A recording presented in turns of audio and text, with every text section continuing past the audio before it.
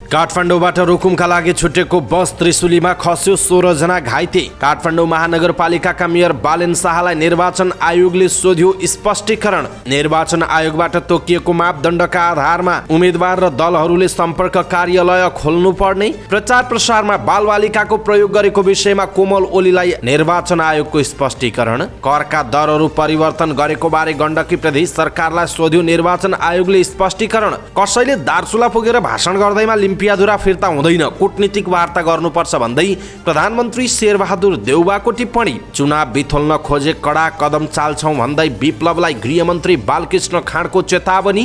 कार्यकारी राष्ट्रपतिको व्यवस्था समेटेर जसपाको प्रतिबद्धता पत्र सार्वजनिक, 5 वर्षभित्र गरिबी हटाउने।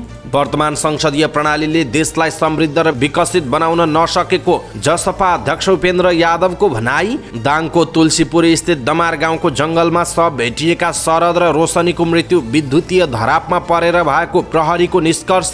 चिकित्सकको लापरवाहीले बिरामीको ज्यान गएको भन्दै केएमसीमा धरना। कन्यामको दृश्यावलोकनका लागि बनाइयो स्काई वॉक। डोटीमा चुनाव अवधिभर जाँड रक्सी खान र बिक्री गर्न नपाइने। युक्रेनमा देखिएको सङ्कट समाधान गर्न G7 देशको तत्परता। ट्विटरले झन्डै 4000 कर्मचारीलाई कामबाट निकाल्यो। एलन मस्कको चौतर्फी आलोचना। 15 वर्ष मुनिको महिला च्याम्पियनसिपमा नेपालले बङ्गलादेशलाई हरायो। कर्णालीलाई हराउँदै एपीएफ क्लब प्रधानमन्त्री कप क्रिकेटको सेमिफाइनलमा प्रवेश। र समाचार पार्टी हेल्थ टिप्स अन्तर्गत आज हामी स्ट्रोक भन्नेको के हो, स्ट्रोकबाट कसरी बच्न सकिन्छ भन्ने विषयवस्तुमा जानकारी दिनेछौँ। हामीलाई अन्तिमसम्म हेर्नुहोला। दर्शक महानुभाव नमस्कार। समाचारपाटी.com को न्यूज बुलेटिनमा यहाँलाई हार्दिक स्वागत छ। म प्रहलाद चन्द्र घिमिरे। आज मिति विक्रमसम्म 2079 साल कार्तिक 20 गते आइतबार इस्वीसम्म सन् 2022 नोभेम्बर 6 तारिक। सदाको झैँ आज पनि हामी उपस्थित भएका छौँ। आजका महत्त्वपूर्ण समाचार, ब्रेकिङ न्यूज अपडेट लगायतका तपाईँलाई काम लाग्ने हेर्नै पर्ने महत्त्वपूर्ण खबरहरू छोटकरीमा प्रस्तुत गर्छौँ। हामीलाई अन्तिमसम्म हेर्नुहोला। हाम्रो मेहनतका लागि यो भिडियोमा एउटा लाइक अवश्य गर्नुहोला। दर्शक महानुभाव, पलपलको न्यूज अपडेटका लागि हाम्रो च्यानललाई तपाईँले अहिलेसम्म सब्सक्राइब गर्नुभएको छैन भने कृपया सब्सक्राइब गर्नुहोस् अनि नजिकै आउने बेल आइकनलाई क्लिक गर्नुहोला। हाम्रो यो प्रस्तुति नराम्रो लाग्छ भने हामीलाई भनिदिनु होला, राम्रो लाग्छ भने साथीहरूलाई हेर्नका लागि अनुरोध गर्नुहोला। देशभित्रबाट हेरिरहनु भएको छ भने आफू रहेको गाउँ ठाउँ सहर जिल्लाको नाम लेख्नुहोला। विदेश पाउनुहुन्छ भने कुन देशबाट हेरिरहनु भएको छ त्यो कुरा लेख्नुहोला। आज पहिलोचोटि हो भने फर्स्ट टाइम भनेर लेख्नुहोला। दैनिक रूपमा हेर्नुहुन्छ भने रेगुलर भनेर लेखिदिनुहोला। आउनुहोस् दर्शक महानुभाव, आजका महत्त्वपूर्ण समाचार सुरु गरौँ। काठमाडौँबाट रुकुमका लागि छुटेको बस त्रिशुलीमा खसेको प्रसङ्गबाट। काठमाडौँबाट रुकुम पश्चिमका लागि छुटेको बस त्रिशुली नदीमा खस्दा 16 जना घाइते भएका छन्। 52 नम्बरको बस पृथ्वी राजमार्ग अन्तर्गत धादिङको बेनीघाट रोराङ गाउँपालिकाको सडकबाट त्रिशुली नदीमा खसेको हो। प्रहरीको टोली घटनास्थलमा पुगेर उद्धार गरेको र घाइतेलाई अस्पताल पठाइएको प्रहरी चौकी जोगीमाराले जानकारी दिएको छ। निर्वाचन आयोगले काठमाडौँ महानगरपालिकाका प्रमुख बालेन्द्र शाहलाई स्पष्टीकरण सोधेको छ। हाम्रो नेपाली पार्टीका विभिन्न निर्वाचन क्षेत्रका उम्मेद्वारहरूले जय लौरो नामक फेसबुक पेजबाट समेत प्रमुख शाहको समर्थन रहेको भनी गरेको प्रचार प्रसारबारे स्पष्टीकरण सोधेको छ। देशको राजधानी सहर समेत रहेको महानगरपालिकाको नगर प्रमुखमा स्वतन्त्र उम्मेद्वारको रूपमा निर्वाचित भई कार्यभार सम्हालेको अवस्थामा हाम्रो नेपाली दलसँग कुनै आबद्धता नै भएको जस्तो गरी शाहको तस्बिर र नाम निरन्तर प्रयोग भइरहेको विषयमा आयोगले ध्यानाकर्षण सहित पत्र पठाएको हो। आयोगले शाहलाई इन्जिनियर अनन्तराज घिमिरे अध्यक्ष रहेको हाम्रो नेपाली पार्टीसँग तपाईँको कुनै आबद्धता छ छैन, हाम्रो नेपाली पार्टीसँग कुनै दलगत आबद्धता छैन भने त्यस दलले तस्बिर र नाम प्रयोग गरी आफ्नो दल र उम्मेद्वारहरूको मत निरन्तर मागिरहेको देखिएकाले त्यो कार्य गर्न कुनै व्यक्त वा अव्यक्त सहमति छ छैन भनेर स्पष्टीकरण सोधेको छ। आउँदो मक्सिर 4 गते हुने प्रतिनिधि सभा र प्रदेश सभा सदस्यको चुनावका लागि राजनैतिक दल तथा उम्मेद्वारहरूले निर्वाचन आयोगबाट तोकिएको मापदण्डका आधारमा सम्पर्क कार्यालय खोल्नुपर्नेछ। आयोगले त्यसका लागि यसअघि नै 7 बुँदे निर्देशन दिइसकेको छ। निर्देशन अनुसार प्रतिनिधि सभा सदस्य निर्वाचन प्रणालीतर्फ प्रतिनिधि सभा सदस्य पदको उम्मेद्वारले आफ्नो निर्वाचन क्षेत्रमा प्रदेश निर्वाचन क्षेत्रलाई समेट्ने गरी बढीमा 3 वटा सम्पर्क कार्यालय खोल्न र प्रदेश सभा सदस्य निर्वाचन प्रणालीतर्फ प्रदेश सभा सदस्य पदको उम्मेद्वारले 1 सम्पर्क कार्यालय खोल्न सक्ने सक्ने जनाइएको छ। प्रतिनिधि सभा सदस्य तथा प्रदेश सभा सदस्य समानुपातिकतर्फ बन्द सूचीमा उम्मेदवारी पेश गरेका दलले प्रतिनिधि सभा सदस्यको निर्वाचन क्षेत्रमा एक सम्पर्क कार्यालय खोल्न सक्ने र माथिका प्रकरण नम्बर 1, 2 र 3 बमोजिम कार्यालय स्थापना गर्दा सम्भव भएसम्म एउटै ठाउँ प्रयोग गर्न आयोगले निर्देशन दिएको छ। प्रतिनिधि सभा सदस्य तथा प्रदेश सभा सदस्यतर्फ उम्मेदवारी 2 चुनाव चिन्ह प्राप्त गरिसकेपछि त्यस्ता उम्मेदवारले अन्य कुनै उम्मेदवारलाई समर्थन गरेको भएमा त्यस्ता उम्मेदवारले सम्पर्क कार्यालय स्थापना गर्न नपाउने र प्रतिनिधि सभा सदस्य तथा प्रदेश सभा सदस्य चुनावका लागि घर भाडामा लिई सम्पर्क कार्यालय स्थापना गरेको भएमा त्यस्तो घरको घर भाडा उम्मेदवारको निर्वाचन खर्चमा समावेश गर्नुपर्ने आयोगको निर्देशनमा उल्लेख छ। राजनैतिक दल वा उम्मेदवारले सम्पर्क कार्यालय स्थापना गरेको जानकारी निर्वाचन अधिकृतको कार्यालय, जिल्ला प्रशासन कार्यालय, जिल्ला प्रहरी कार्यालय र जिल्ला निर्वाचन कार्यालयमा तुरुन्त उपलब्ध गराउनु पर्ने जनाइएको छ। निर्वाचन आयोगले प्रतिनिधि सभा सदस्यका दाङ क्षेत्र नम्बर 3 नेकपा एमालेका उम्मेदवार कोमल ओलीलाई निर्वाचन प्रचार प्रसारका लागि बालबालिकाको प्रयोग गरेको विषयमा स्पष्टीकरण सोधेको छ। निर्वाचन आचार संहिता 2079 को दफा 13 मा राजनैतिक दल, उम्मेदवार, दलको भातृ संगठन तथा सम्बन्धित व्यक्तिले पालना गर्नुपर्ने आचरण अन्तर्गत उपदफा 1 को खण्ड ट मा निर्वाचन प्रचार प्रसार, आमसभा तथा जुलुसमा बालबालिकाको प्रयोग गर्न वा गराउन नहुने व्यवस्था रहेको छ। तपाईले निर्वाचन आचार संहिताको दफा 13 को उपदफा 1 को खण्ड टको प्रतिकूल हुने गरी निर्वाचन प्रचार प्रसार गर्नुभएको होइन भन्ने आधार प्रमाण के छ? निर्वाचनका प्रक्रियाहरू अगाडि बढिसकेको तथा निर्वाचन आचार संहिता लागू भइसकेको अवस्थामा तपाईले किन जान रूपमा निर्वाचन आचार संहिताको उल्लङ्घन हुने कार्य गर्नुभएको हो? आयोगको स्पष्टीकरणमा सोधिएको छ। आयोगले निर्वाचन प्रचार प्रसारमा बालबालिकाको प्रयोग गर्नु हुँदैन भन्ने जानकारी हुँदाहुँदै त्यस्तो कार्य गरेको देखिएकाले आचार संहिताको उल्लङ्घनमा निर्वाचन आयोग ऐन 2073 को दफा 23 को उपदफा 3 र 4 बमोजिमको कारबाही किन हुनु नपर्ने हो भनी पत्र प्राप्त भएको 24 घण्टाभित्र आफै वा आफ्नो प्रतिनिधि मार्फत निर्वाचन आयोगमा वा जिल्ला निर्वाचन कार्यालय दाङमा प्राप्त हुने गरी जवाफ पठाउन उम्मेदवार ओलीलाई निर्देशन दिएको छ।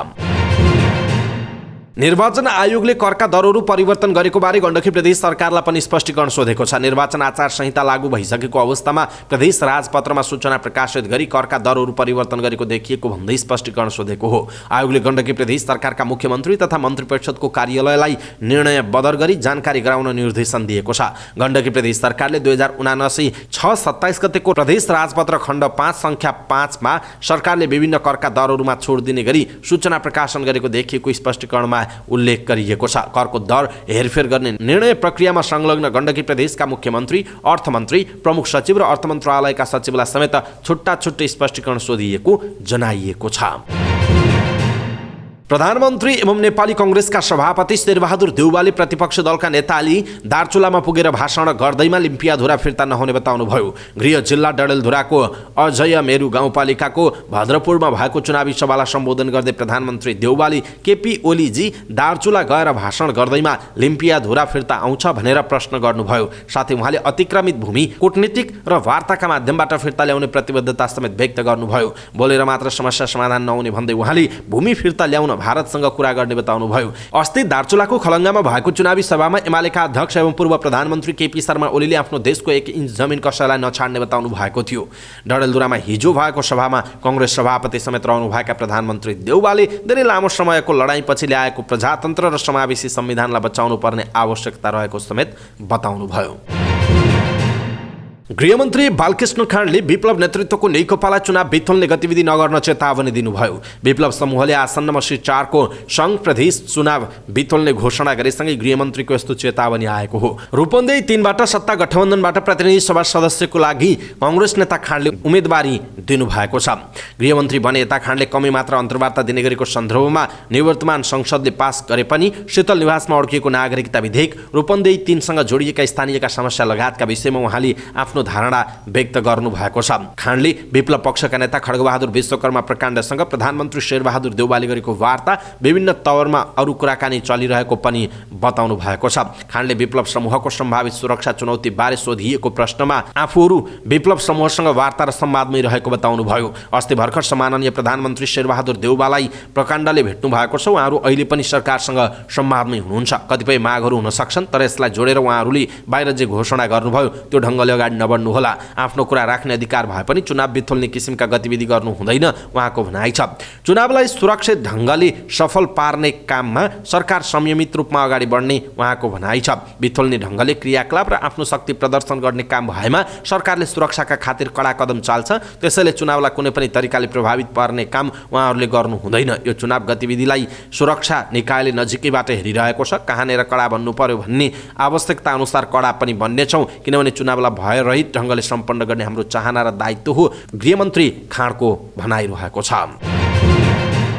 जनता समाजवादी पार्टी नेपाल जसपाले कार्यकारी राष्ट्रपतिको व्यवस्था समेटेर प्रतिबद्धता सार्वजनिक गरेको छ। आउँदो मङ्सिर 4 गते हुने प्रतिनिधि सभा र प्रदेश सभा सदस्य चुनावका लागि जसपाले आफ्नो प्रतिबद्धता पत्र सार्वजनिक गरेको हो। शासकीय स्वरूपमा कुनै पनि व्यक्ति 2 कार्यकालभन्दा बढी कार्यकारी प्रमुख हुन नपाउने व्यवस्था गर्ने तथा कार्यकारी राष्ट्रपतिले समावेशी रूपमा सक्षम व्यक्तिहरू छनौट गरेर मन्त्री परिषद बनाउने उल्लेख छ। जसपाले सार्वजनिक गरेको प्रतिबद्धता पत्रमा संविधान संशोधन, परिमार्जन तथा पुनर्लेखनको आवश्यकतालाई पनि उल्लेख गरिएको छ। पहिचान र सामर्थ्यको आधारमा राज्य पुनर्संरचना, शासकीय स्वरूप, निर्वाचन प्रणाली तथा न्याय प्रणालीमा परिवर्तन आवश्यक रहेको उसको दाबी छ। विकास योजनाहरू तर्जुमा गर्दा तीव्र आर्थिक वृद्धिका साथै समतामूलक समाज निर्माण गर्न जोड दिने र यसका लागि 5 वर्ष, 10 वर्ष र 25 वर्षको योजना तर्जुमा गर्ने प्रतिबद्धता पत्रमा उल्लेख छ। 5 वर्षभित्र निरपेक्ष गरिबीको रेखामुनि रहेका नागरिकलाई गरिबीबाट मुक्त गर्ने विषय पनि जसपाले समेटेको छ। जसपाले 2 वर्षभित्र खाद्यान्नमा आत्मनिर्भर हुने प्रतिबद्धता जनाएको छ। 1 गाउँ 1 उत्पादनको नीति लागू गरी कृषि उत्पादन बढाउनुका साथै पालिकाभर कृषि बाली बिमा अभियान सञ्चालन गरी प्रकोपजन्य अवस्थाबाट हुने बाली नोक्सानीको शोध भर्नाको प्रबन्ध गरिने जसपाको प्रतिबद्धता पत्रमा उल्लेख छ।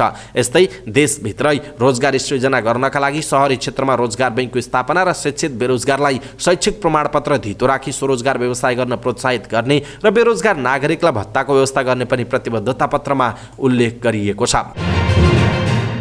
यसैबीच जनता समाजवादी पार्टीका अध्यक्ष उपेन्द्र यादवले वर्तमान संसदीय प्रणालीले देशलाई समृद्ध र विकसित बनाउन नसकेको बताउनुभयो। आउँदो मङ्सिर 4 गते हुने प्रतिनिधि सभा र प्रदेश सभा निर्वाचनका लागि चुनावी घोषणापत्र सार्वजनिक गर्दै उहाँले यस्तो बताउनु भएको हो। काठमाडौँमा चुनावी घोषणापत्र सार्वजनिक गर्दै जनता समाजवादी पार्टीले प्रत्यक्ष निर्वाचित कार्यकारिणी राष्ट्रपतीय प्रणाली र 10 वटा प्रदेश हुनुपर्ने धारणा अगाडि सारेको छ। प्रतिबद्धता पत्र सार्वजनिक गर्दै अध्यक्ष यादवले वर्तमान संसदीय प्रणालीले देशमा राजनीतिक स्थिरता दिन नसकेको र गणतन्त्र बलियो बनाउन पनि असक्षम भएको बताउनुभयो। उहाँले तीव्र रूपले देशलाई आर्थिक क्रान्ति र समृद्धितर्फ लैजान जनताबाट प्रत्यक्ष निर्वाचित कार्यकारिणी राष्ट्रपतीय प्रणालीमा सरकार प्रमुख वा राष्ट्र प्रमुख कार्यकारिणी हुने व्यवस्था हुन जरुरी रहेको बताउनुभयो। उहाँले समानुपातिक संसद रहने र संसदले संसदीय कार्य व्यवस्थापकीय कार्यमा सीमित रहने कुरा लागू हुन जरुरी रहेको पनि बताउनु भएको छ।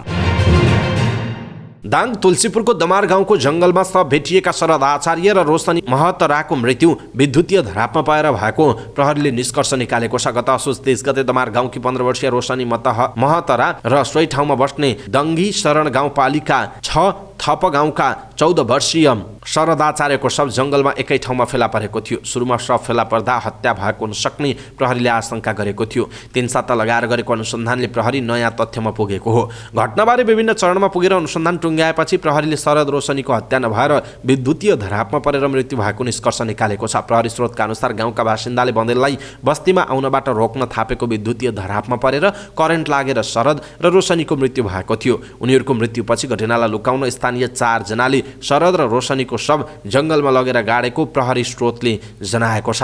प्रहरीले घटनामा संलग्न 4 जनालाई पक्राउ गरेको छ। घटनाबारे प्रहरीले आधिकारिक रूपमा बोलेको छैन। प्रहरीले आज पत्रकार सम्मेलन गरेर घटनाबारे थप विवरण सार्वजनिक गर्ने जनाएको छ। गत असोजको 27 गते शरद रोशनी रातिदेखि घरबाट निस्किएका थिए। त्यसपछि सम्पर्कविहीन भएका 2 जनाको शव 3 दिनपछि जंगलमा एउटै खाडलमा गाडेको अवस्थामा फेला परेको थियो। शव फेला परेको 3 दिनपछि आफन्तले शव बुझेर एकै ठाउँमा 2 जनाको अन्त्येष्टि गरेका थिए। चिकित्सकको लापरवाहीले बिरामीको ज्यान गएको भन्दै विगत केही दिनदेखि काठमाडौँ मेडिकल कलेज केएमसी विरुद्ध आन्दोलनमा उत्रिएका मृतकका परिवार र सङ्घर्ष समितिले धरना दिएको छ। काठमाडौँ महानगरपालिका 9 ओम नगर निवासी 48 वर्षीय शैलेन्द्र विद्याधरको गत असोज 30 गते उपचारका क्रममा ज्यान गएपछि मृतकका परिवार र आफन्त केएमसी विरुद्ध आन्दोलनमा उत्रिएका हुन्। मृतककी श्रीमती सुशीला विद्याधर सहित सङ्घर्ष समितिको टोलीले अस्पताल वरपर नाराबाजी सहित प्रदर्शन गर्यो। त्यस क्रममा उनीहरूले सरकार पीडितलाई न्याय देऊ, लाइसेन्स लिएर मान्छे मार्न पाइँदैन, केएमसी प्रशासन मुर्दाबाद, हत्यारा डाक्टर मुर्दाबाद लगायतका नारा लगाएका थिए। डाक्टरले ब्रेन ट्युमरको अपरेसनका क्रममा टाउको नसा काटेका कारण बिरामीको ज्यान गएको भन्दै आक्रोशित मृतकका आफन्तले उचित क्षतिपूर्ति र न्युरो अस्पतालमा लागेको उपचारको खर्च बेहोर्नुपर्ने माग गरेको छ। यता अस्पताल प्रशासनले भने कुनै चासो नदेखाएको सङ्घर्ष समितिका संयोजक इन्द्रबहादुर श्रेष्ठले बताउनुभयो। उहाँले बिरामीको मृत्यु भएको 21 दिन पुगिसक्दा समेत अस्पतालले कुनै चासो नदिएको बताउनु भएको छ। इलामको कन्याममा स्काई वाक टावर मान्छे हिँड्ने सिसाको टावर निर्माण गरिएको छ। यो स्काई वाकबाट कन्याम चियाबारी सहित वरपर टाढासम्मको दृश्य समेत देखिन्छ। पर्यटकहरूलाई आकर्षित गर्न कन्याम क्लाउडमा आबद्ध 16 जना महिला उद्यमीको 5 करोड रुपैयाँ संयुक्त लगानीमा टावर निर्माण गरिएको हो। कन्याम क्लाउडकी रीता भुसालले कन्यामा आएका पर्यटकलाई सिसाको टावरमा चढेर तल चियाबारीको दृश्य देखाउने स्काई वाक निर्माण गरिएको बताउनुभयो।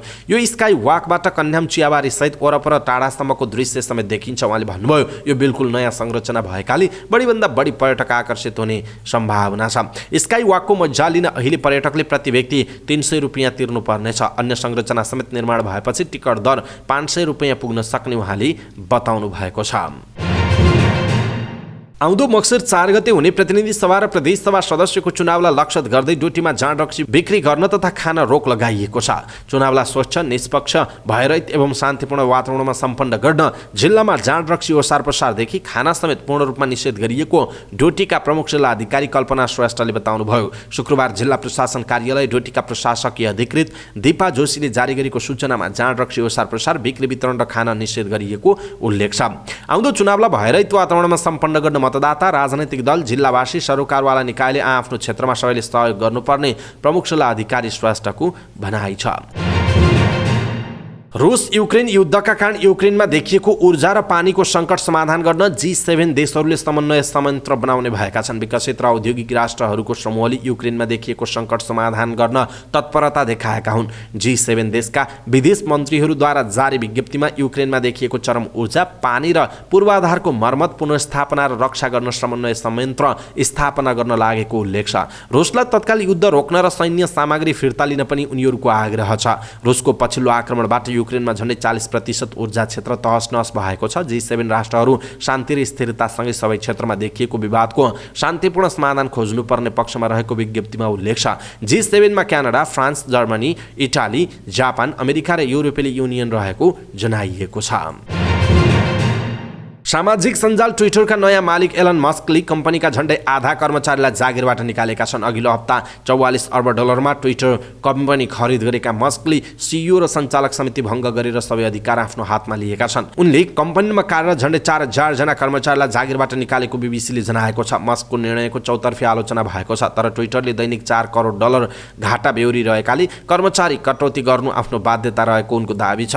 जागिरबाट निकालिएका सबै कर्मचारीलाई 3 महिनाको अतिरिक्त तलब दिइएको पनि उनले बताएका छन्। कर्मचारी निकाल्ने निर्णयको श्रम अधिकारवादीहरूले चर्को विरोध गर्दै मस्कलाई क्रूर धनाढ्यको आरोप लगाएका छन्। जागिरबाट हटाइएका कर्मचारीले ट्विटरमा गुनासो र आक्रोश पोख्दा उनीहरूलाई अपरिचित व्यक्तिबाट धम्की आइरहेको र त्यो काम मस्ककै योजनामा भएको हुन सक्ने खबरमा उल्लेख छ। बङ्गलादेशमा चलिरहेको 15 वर्ष मुनिको साफ महिला च्याम्पियनसिप फुटबलमा नेपालले बङ्गलादेशलाई हराएको छ। नेपालले बङ्गलादेशलाई 1-0 गोलले हराएको हो। नेपालका लागि 86 मिनेटमा वर्षा ओलीले गोल गरेकी हुन्। बङ्गलादेशलाई हराएसँगै नेपाल 6 अङ्कका साथ तालिकाको शीर्ष स्थानमा पुगेको छ। बङ्गलादेश 3 अङ्कसहित दोस्रो स्थानमा र भुटान पुछारमा छ। आफ्नो पहिलो खेलमा नेपाल र बङ्गलादेश दुवैले भुटानलाई हराएका थिए। बिहिबार भएको खेलमा नेपालले भुटानलाई 7-0 गोलले हराएको हो भने उद्घाटन खेलमा बङ्गलादेशले भुटानलाई 8-0 गोल अन्तरले हराएको थियो। च्याम्पियनसिपमा आयोजक बङ्गलादेशसँगै नेपाल र भुटानको सहभागिता रहेको छ। डबल राउन्ड रोबिन लिगको आधारमा हुने प्रतियोगिताको शीर्ष टोलीले उपाधि जित्ने बताइएको छ। सशस्त्र प्रहरीको एपीएफ क्लब प्रधानमन्त्री कप राष्ट्रिय 1 दिवसीय क्रिकेटको सेमिफाइनलमा पुगेको छ। कर्णाली प्रदेशलाई 44 रनले हराएसँगै एपीएफ अन्तिम 4 मा पुगेको हो। कीर्तिपुर मैदानमा एपीएफले दिएको 235 रनको लक्ष्य पछ्याएको कर्णाली प्रदेश 11 बल बाँकी छँदै 190 रनमा अल आउट भयो। उसका लागि रविन्द्र साईले सर्वाधिक 80 रन बनाए। यस्तै विपिन साईले 34, अर्जुन घरतीले 27 र दिनेश अधिकारीले 20 रन बनाए। बलिङतर्फ एपीएफका मौसम ढकालले 4 तथा भुवन कार्कीले 2 विकेट लिए। कर्णाली प्रदेशले कुनै अङ्क जोड्न सकेन। समाचार पार्टी न्युज बुलेटिनमा पालो भएको छ समाचार पार्टी हेल्थ टिप्स। आजको समाचार पार्टी हेल्थ टिप्समा हामीले स्ट्रोकबाट कसरी बच्न सकिन्छ भनेर जानकारी दिनेछौँ। हामीलाई अन्तिम समय हेर्नुहोला। सबै नेपालीहरू माझ पुर्याउनका लागि यो हेल्थ टिप्स आफ्नो फेसबुक, ट्विटर लगायतका सामाजिक सञ्जालमा सेयर गर्नुहोला। हाम्रो यो प्रस्तुति नराम्रो लागेको छ अथवा कुनै पनि कमी कमजोरी छन् भने हामीलाई भनिदिनु होला, हामी सुधार्नेछौँ। यदि तपाईँलाई राम्रो लाग्छ भने आफ्ना आफन्तजन र साथीहरूलाई भनिदिनु होला कि समाचार पार्टीको न्युज हेर, मलाई राम्रो लाग्छ, तँलाई पनि राम्रो लाग्ला भनेर, अथवा तपाईँलाई पनि राम्रो लाग्ला भनेर चाहिँ भनिदिनु होला है त। दिमागमा रगत सञ्चालनमा कमी आउनु वा नसा फुट्नु दुवै कन्डिसनमा स्ट्रोक भएको मान्न सकिन्छ। यदि दिमागको नसामा रगत सञ्चालनमा कमी आयो भने दिमागको जुन भागमा रगत सञ्चालनमा कमी भएको हो त्यो भागले अक्सिजन पाउँदैन र अक्सिजन नपुगेपछि त्यो कोषले काम गर्न सक्दैन, त्यसपछि स्ट्रोक हुन्छ। खासमा स्ट्रोक 45 वर्षभन्दा माथि उमेरका व्यक्तिहरूलाई हुने गर्दछ, तर नेपालमा 45 वर्षभन्दा कम उमेरका मानिसहरूलाई पनि स्ट्रोक हुने गरेको छ। यसको मुख्य कारण हो उच्च रक्तचाप, मधुमेह र धूमपान सेवन हो। स्ट्रोक दुई प्रकारका हुन्छन्। एउटा शरीरमा रगत सञ्चालन नपुगेर हुने गर्दछ भने अर्को नसा फुटेर हुने गर्दछ। यसलाई हामीले ब्रेन हेमरेज स्ट्रोक पनि भन्ने गर्छौँ। यो उच्च रक्तचापले हुने गर्छ। स्ट्रोकबाट बच्न के गर्नुपर्छ त? स्ट्रोकबाट बच्नका लागि जीवनशैलीमा परिवर्तन गर्नुपर्दछ। धूमपान गर्नु हुँदैन, नियमित शारीरिक कसरत गर्ने बानी बसाल्नु पर्दछ र उच्च रक्तचाप र मधुमेहलाई नियन्त्रणमा राख्नुपर्दछ। यसो गर्दा केही हदसम्म स्ट्रोकबाट बच्न सकिन्छ। दर्शक महानुभाव, हामीले आज अत्यन्त छोटो तर अत्यन्त महत्त्वपूर्ण विषय स्ट्रोकबाट कसरी बच्ने भन्ने विषयवस्तुमा जानकारी दियौँ। तपाईँलाई कस्तो लाग्यो आफ्नो धारणा तलको कमेन्ट बक्समा कमेन्ट गर्नुहोला। सबै नेपालीहरू माझ पुर्याउनका लागि यो हेल्थ टिप्स आफ्नो फेसबुक, ट्विटर लगायतका सामाजिक सञ्जालमा सेयर गर्नुहोला। आफन्त र साथीभाइलाई मेसेन्जरमा पठाइदिनुहोला। हवस् त दर्शक महानुभाव, आजका महत्त्वपूर्ण समाचारहरू यति नै। हामीले प्रस्तुत गरेका यी समाचारहरूप्रति तपाईँको धारणा के छ? तलको कमेन्ट बक्समा आफ्ना धारणाहरू लेखिदिनु होला। समाचार पार्टी न्युज बुलेटिन नराम्रो लाग्छ भने हामीलाई भनिदिनु होला, राम्रो लाग्छ भने साथीहरूलाई भनिदिनु होला। पलपलको न्युज अपडेटका लागि हाम्रो च्यानललाई तपाईँले अहिलेसम्म सब्सक्राइब गर्नुभएको छैन भने सब्सक्राइब गर्नुहोस् अनि नजिकै आउने बेल आइकनलाई क्लिक गर्नुहोला। पलपलको न्युज अपडेटका साथ फेरि हाम्रो भेट हुनेछ। तपाईँ समाचार पार्टी हेर्दै गर्नुहोस्। नमस्कार।